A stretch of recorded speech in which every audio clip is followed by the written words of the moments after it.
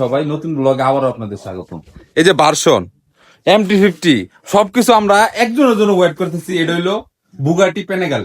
ওই যে এই গেটের ভিতরে বুগাটি পেনেগাল এটা আছে, এটা বের করে নিয়ে তারপর যাবো আমরা কই জানি ভাই, কই জানি যাবো 300 ফিট। এই যে আমাদের টিচার আছে, আর এটা হলো বড় টিচার, আর হলো গুরু, যেটা আমরা গুরু মানি। তা এই যে এত বড় বাড়ির মধ্যে সে এখন সান নিচ্ছে, উনার জন্য অপেক্ষাচ্ছি।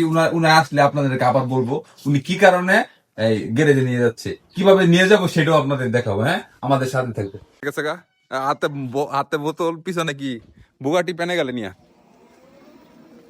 গুরু। আচ্ছা, পেনে গেলে আমরা ব্লক করতেছি। এই যে দুই ভাইয়ের পেনে গেলে ওই পাশে আছে, ওই বেটা এনো।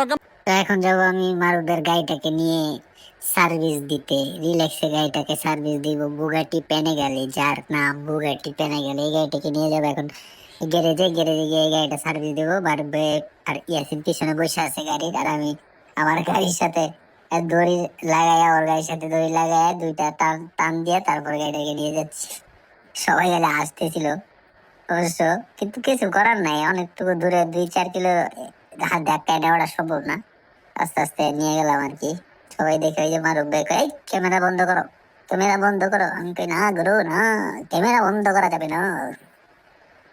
হাসাহাসি গাড়িটা নিয়ে যেতেছি। আমি ভয়ে আসছিলাম যে রশি ছিঁড়া যায় কিনা। মারুফ ভাই ওরকম গাড়িও চালাইতে পারে না, অবশ্য আস্তে আস্তে ধীরে ধীরে নিয়ে যেতেছি।